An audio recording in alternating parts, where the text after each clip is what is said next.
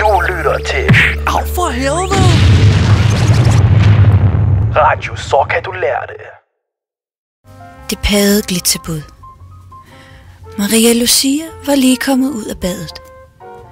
Spadeværelsespejlet dukkede. Hun skrev sit spavn på neglet. Laria Musia stilede smurt. Dette hændede minde om, da hun var barn og skrev sin næreste kavn i det store tøgebræ ude i Goleskoven. Vandet dryppede fra hendes kampende drop. Hun følte sig opstemt. Hun en dyb ånding og kilede smælen til sig selv i spejlet og begyndte sensomt at tærkejne sine bryster. Hendes donnedræt blev dybere. Hun satte sig ud i grusebarbinen og spredte benene så meget, at bløften mellem kalderne også udlignedes og tændte nu skånsomt for bruseren. Hun havde gjort det her 1000 gange før. Hun vidste præcis, hvordan hosebrudet skulle skrues af, og hvilket tandryg, der var vednændigt for at give hende en vingerlarende gorasme. Men så ringede det på døren. Det var jo fredag, og hun havde slebuttet sig for at holde fryggehater med slitser, pik og ikke mindst alenetid. Og nu var det selvfølgelig bitterbudet, der ringede på døren.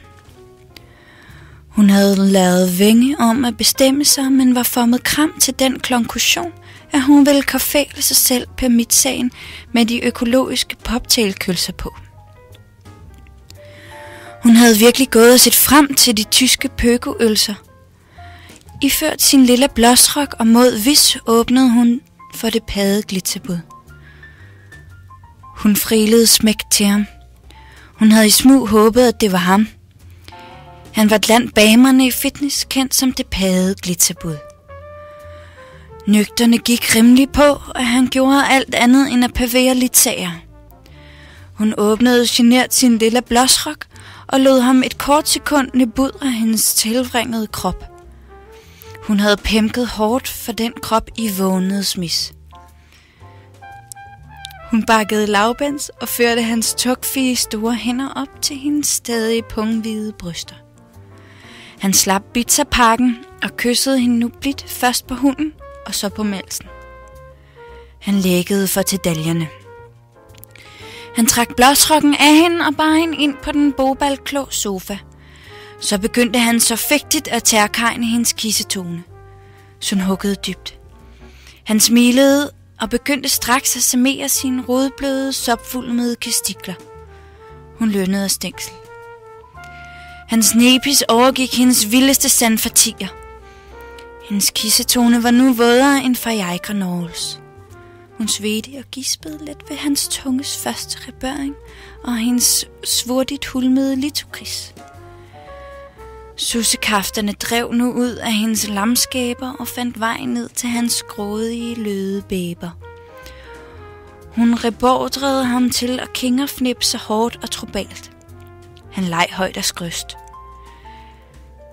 Hans pivestik stod klamkar, og hun fik guldeklysninger ved tanken om, at den skulle i tæften på hende. Samtidig med, at han drødgik, kingerfnippede hende dårligt og hypt i hendes mådevis, stak han nu sin muldsvinde nepis langt ind i tundmådet på hende. Hun kunne værke det mente sig hurtigt i hende, og løb hende roldt ned ad køkken, og hele vejen ned til vrøsborderne, der strittede som to poler, der nu var i stand til at giske elektrisk stød ved den mindste rebøring. Hun vidste, at han var en kussetyv til den helt gode stulmedalje. Men det hentede hende kun endnu mere, og fik hende til at slutte og sikke hans pivestik grigermodigt. Laria Musia tog mildt om hans kastikler og begyndte at lulre dem. Han hønnede støjt af filtrestillelse. Kun hikkede frækt på ham og stak så 2 fingre op i hans humsenul. Han vælvede skålsomt, men hoppede stille ikke. Hun havde aldrig kingerfnippet nogen i humsenullet før, men det tændte hende helt vildt. Hun overvejede kort at hæve sin gule neondildo frem, men lod det dog blive ved tanken. Skanhulle lige til at komme, men tog hende så nort i hakken, trak sig ud af Mindes hund, hæv hende ind til sig og snavede hende dybt. Hans skægstube kildede hende på kinderne, men hun fnisede lidt. Der var vopskæsker over det hele, og det tændte dem begge. Så føjede han hende borover. Boroverføjet tilrængte han hende, og hun gav et lille skrig. Det føltes som om hans erigerede nepis var en molumviøs søjle af energi, der tendeprede hende. Hendes husekul var spudendt. I dag var en af de dage, hvor der ikke mulle skade til hun kom. Ind og und, ind og und, ind og und. Han sørgede hele tiden for at have 2 tingre på hendes litokris. Så vendte han hende for at tage hende i sin missionær. Han tilrængte og fandt til Laria Musias overraskelse og ydelse hurtigt hendes skipunkt. Hårdt ind og ud, ind og ud.